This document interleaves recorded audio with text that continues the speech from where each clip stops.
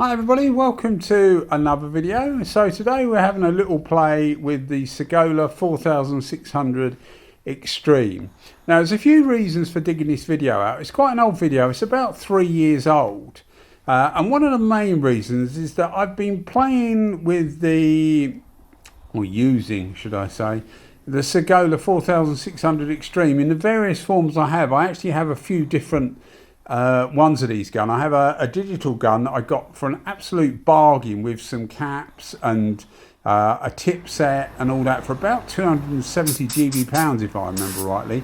I did do a video, an unboxing video, where we go into a little bit more of the difference in the caps and fixed a problem with it, which was the reason I've got it. So I'll put a it's so cheap. I'll put a link in the description so that you can look at that if you want to maybe know a bit more about the caps and the baffle system that they actually have in the caps.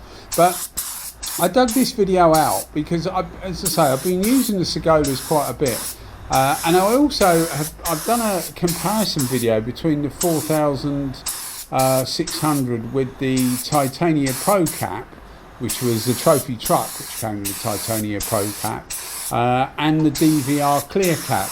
Now most of the, well, as far as I can see, all of the new limited edition models, I think it's the Adventure at the moment, and there's also another Overlander.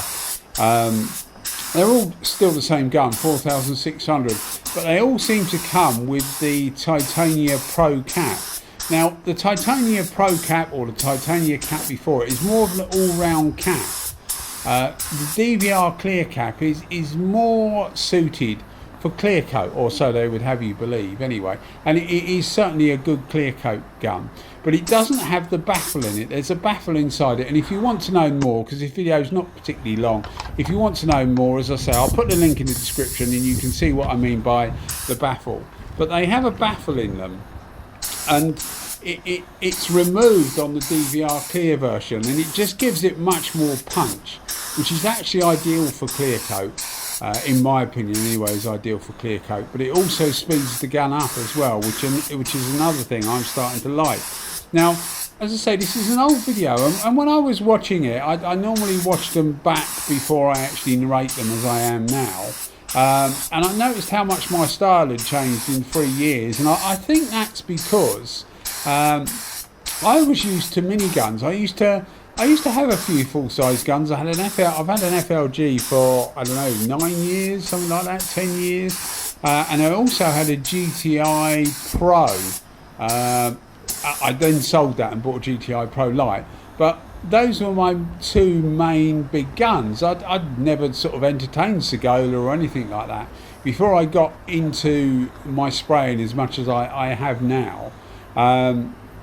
Where I'm doing actually a lot. I do things for different people as well, normally friends and family. I don't sort of like do it commercially as such, but you end up being, well, roped in is the wrong word, but you end up being pulled into things that, if you enjoy it, you do it, I guess.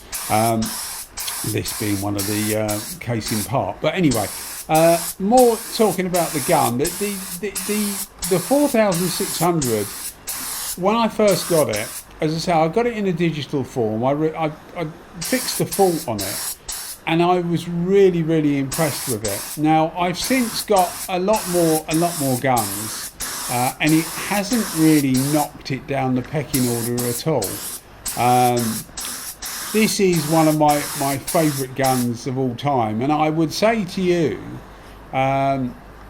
Sagola are probably one of the best built guns there are. They're not the same as Meiji.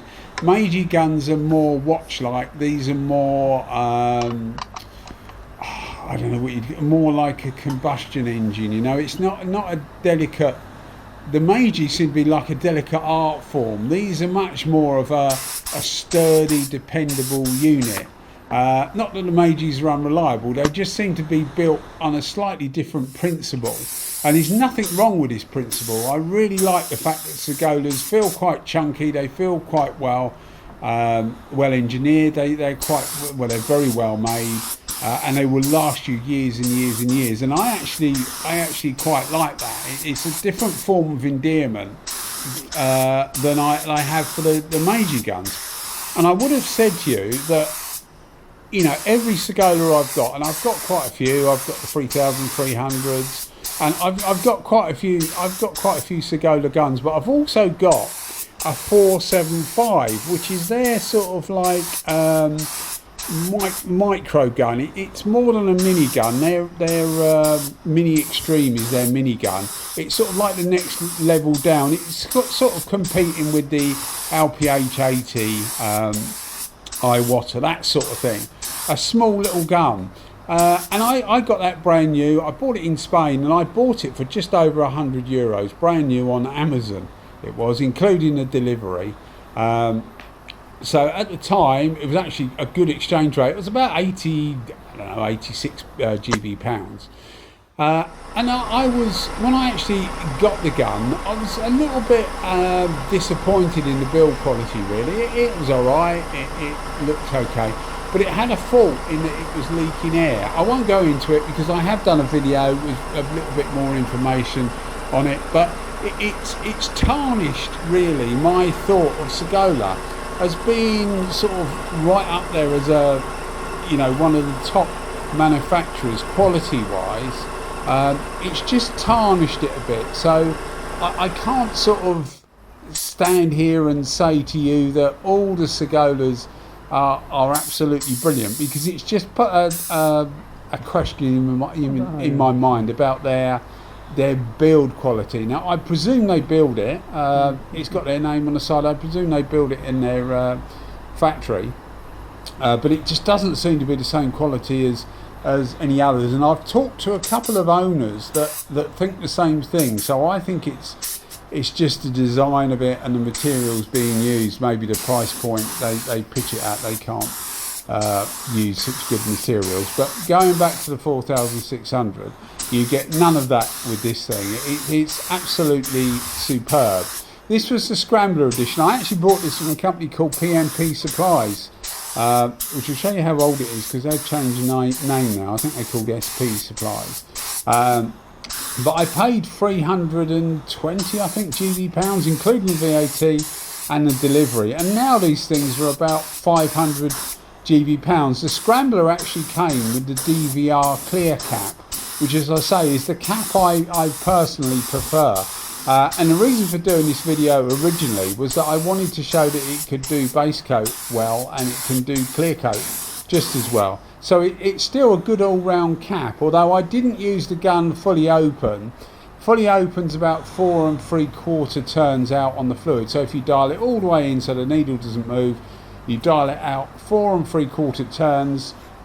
The dial will come out more, but the needle won't go any further back. So that's your full fluid, 4 3/4 turns.